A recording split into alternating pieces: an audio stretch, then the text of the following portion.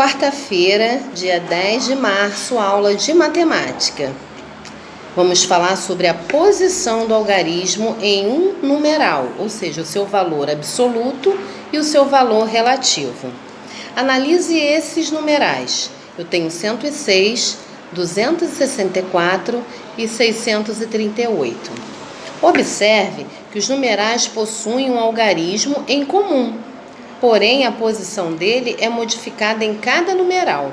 O algarismo 6, nos números acima, tem seu valor absoluto, ou seja, independentemente da ordem que ele ocupa, ou seja, ele sempre será o valor do número que ele é, que é o 6. Mas os algarismos também têm valor relativo, ou seja, esse valor é o equivale à quantidade de unidades que o algarismo representa. Nos números acima, o 6 vale 6 unidades. No primeiro, 6 dezenas. E no segundo, 6 centenas. No terceiro número. O número 106 tem o número 6 como valor absoluto e o número 60 como valor. E o número 1 vai ser o 100 como valor relativo. E o 0, que está na casa da dezena, é um número 0 mesmo. 0 será sempre 0 em qualquer posição que ele ocupar. O número 264. Aqui, o 6 tem valor relativo igual a 60, que ele está na casa da dezena, pois equivale 60 unidades. No 638, o 6 vale 600, porque ele estava na casa da centena, então ele vale 600 unidades. O 0 sempre terá valor relativo e valor absoluto iguais, pois independentemente de onde o algarismo estiver posicionado no numeral, representará uma ordem vazia. Vamos trabalhar da página 14 até a página 18. Na página 15, nós temos a atividade. Número 1. Assinale os numerais cujo valor relativo ao algarismo em destaque no numeral seja igual a casa que ele ocupar. Eu tenho a letra A, o número 461, e em negrito está o número 4. Eu tenho que achar um número que também está na casa da centena, igual a esse. Na letra B, 160, todo número que tiver 0 terá que marcar. Na letra C, 794, está em negrito o 9, que está na casa da dezena, então a gente vai marcar o valor que ele tem em os números que estão aqui. E na letra D, 346, está em negrito 3, então ele está na casa da centena. Vamos marcar os numerais que tem a 300 nas opções. Número 2. Escreva o valor absoluto dos números em destaque. Eu tenho 968, começando da unidade para a centena, o 8 absoluto, o 6 eu quero absoluto e o 9 também. 746, a mesma coisa, começando da unidade, o 6, o 4 e o 7. Número 3. Observe o numeral 469 e responda. Qual é o algarismo de maior valor absoluto? Pego o número 469 e vou ver qual é o maior valor. Letra B. E o algarismo de menor valor absoluto? Letra C. Qual é o valor absoluto de 9? Nesse número 469. Letra D. Qual é o valor relativo de 4? Letra E. Qual é o valor relativo de 9? Letra F. Qual é o valor absoluto de 6? E letra G. Qual é o valor relativo de 6? Na página 16, a mesma coisa, sendo que agora é relativo. Número 4. Qual é o valor relativo de 3, de 4 e de 8 no numeral 843?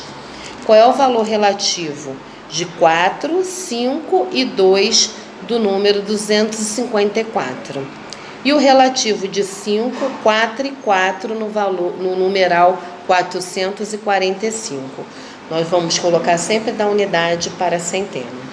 Número 5. Observe o número 734, agora responda. O absoluto de 3, o relativo de 7, o relativo de 3, o absoluto de 7 e o relativo de 7. Nos números ímpares, a gente sabe que é só gravar 0, 2, 4, 6, 8 para qualquer numeral que você tiver. Então, nós temos números ímpares, são os números terminados em 1, 3, 5, 7 e 9. E os números pares são aqueles que formam par sem sobrar nada, que é o 0, 2, 4, 6 e 8. E todo número ímpar é sempre que forma um par, mas sobra sempre algum. Atividade.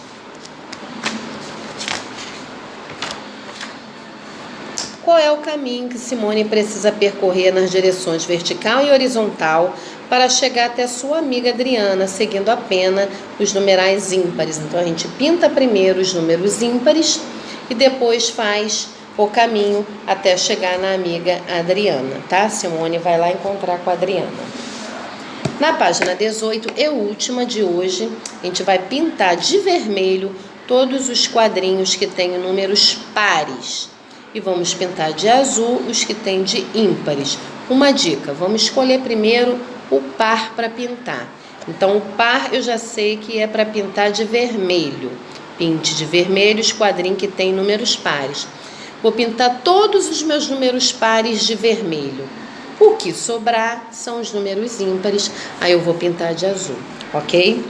No número 3, leia as características e descubra o numeral. O maior número par entre 53 e 641. O menor número par escrito com o algarismo 1, o 7 e o 8. O menor número ímpar escrito também com esses algarismos 1, 7 e 8.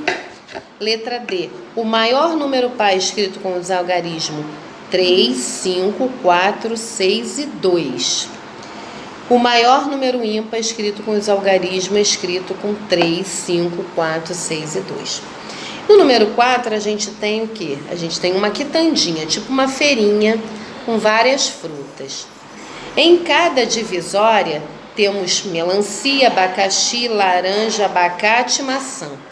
Vamos contar quantas frutas tem em cada divisória dessa. E vamos colocar ao lado para facilitar o exercício. E nas perguntas vem: qual é a fruta que não está formando pares? A fruta que não está formando par, naturalmente, o numeral é ímpar. Então, você vai facilitar se você colocar todos os números.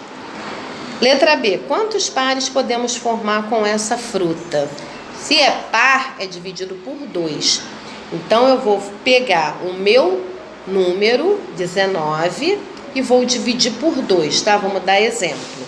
Qual é o número na tabuada de 2 que eu multiplico que vai dar 19 ou próximo de 19? Então, eu vou lá na tabuada de 2 e vejo.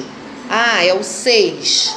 É o 8, é o 9. 2 vezes 9, 18, é o que chegou mais próximo, ok? Então, para achar isso aqui, para formar pares, é só ir na continha de dividir, mas tem que sempre achar de multiplicar, porque é o inverso. Então, a gente vai lá na tabuada de par, que é o 2.